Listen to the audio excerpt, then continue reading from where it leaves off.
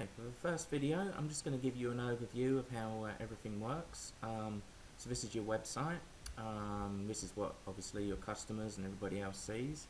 But what you need to see is actually behind these closed doors. So what you would need to do is to go to sodojewelers.com /wp-login.php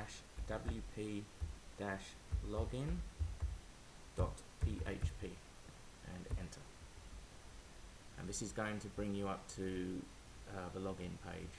So your login is DeSoto. The password I will set for you when I come down. So just type in your password, hit login, and this brings you to the dashboard. So this is basically the back end of the website. This is where you'll be able to control things and certain things. What I see as an administrator is a great deal more down here. There's lots of other things which I've had to install and set up and code to get the site to work the way it is, but for your purposes you only need to worry about this. So basically you don't really need to worry about posts because you have no posts. Media, that's where all your pictures, that sort of thing is stored. You don't really need to know much about that either. Pages, I'll click on here. This shows you the entire website in terms of its pages. So we have probably about 15 pages all up. So you've got disclaimers, you've got your main front page, another disclaimer, then your wedding rings page, and then there's a my account page, which is for people who are buying jewellery from you.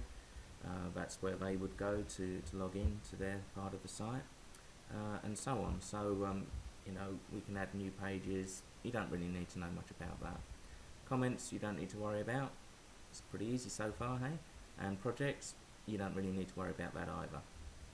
These are the real two important areas that you do need to worry about, and this is the shopping side of things. So WooCommerce, this is the system that I'm using to create your shopping cart and everything. So clicking on here, it basically takes you to this other drop down menu. Probably the important thing to look at is settings to start with.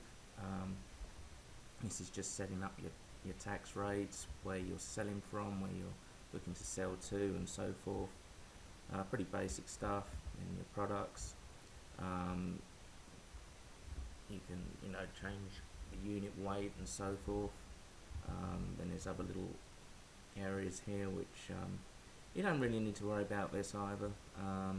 Tax I've already got set up just for your standard tax rates. So this is basically going to be calculating the tax based on the customer's shipping address. It can be changed to their billing address or shop, but I mean most of the time it's going to be their shipping address.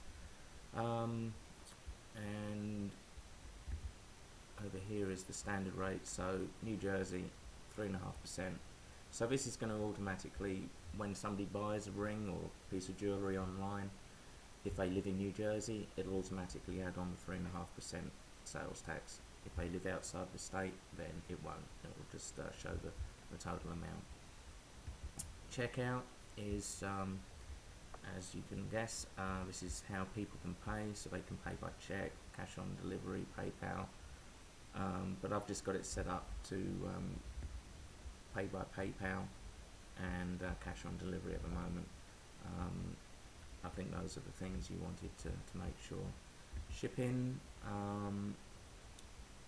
we need to, this is where we can set the shipping rates. I think we set at $12 for shipping anything out, so that's just a flat rate. You can, you know, specify free shipping if you wanted to, and so on. And really that's pretty much it for this section. It's all pretty much set out already. Products, this is where all your products are stored. So each one of these effectively is a product page. So what we can do, if I click on here, we can look at the Brilliant engagement ring, for example. So that's our product already set up. At the bottom here you can see related products, which the system automatically throws up for people looking at certain things. So all the person needs to do is click on add to cart, and away they go, they can buy it. So that's where you create, this is where you create all the products here. So you can just click on add a product, and I'll go through that in a separate video. Then we have categories for a product. You can change this as you wish. I've just got set it up as men's and women's, and then gone through, under men's, necklaces, rings, engagement rings, other rings, wedding rings, watches, and so on. And same for women. And of course, we can add more categories as time goes by. Down the right here, you can see how many items are in each category. So for example, in engagement rings, we've got 3 engagement rings under the women's section of engagement rings. To create a new product category, you just enter a name here. If it's a totally new category, what you'd want to do is probably put it under men's or women's. So select that, and then when you hit add new product, it'll put it under this relevant section. So for example, if I created bracelets again, I'll type in bracelets here, I put it under women's, I hit add new product category, and you can see by that little line that it means it's underneath women's. So if you look down here, we've got women's, rings is a subcategory, and then you've got engagement is the subcategory of rings, and same for other rings is subcategory of rings, and so on. You can change the structure around as you wish, but I think that's a pretty good structure. Tags is just another way for people to find things on your site. So when you create a product, again, I'll show you this in more detail. You can say, okay, it's a gold diamond ring, so you might want to put diamond, you might want to put gold, you might want to put ring. So if we go back here, you can see the product tags here. So anything with a diamond in it, if I was a buyer and I wanted something with a diamond in it, I click on that, and that would show me every single item with a tag with diamond in it. So you can do the same for band. If I wanted to just to look at rings, it's just another way of helping people find things quickly and easily for themselves. And really that's pretty much about it for the overview. This is really all you need to worry about, just these 2 areas here. Under the WooCommerce, you'll see any orders that you come in. I'll do a separate video showing you what to do there. You can add coupon codes if you like, so when people get to the checkout, you might have a coupon code that you've been advertising to entice people to come in.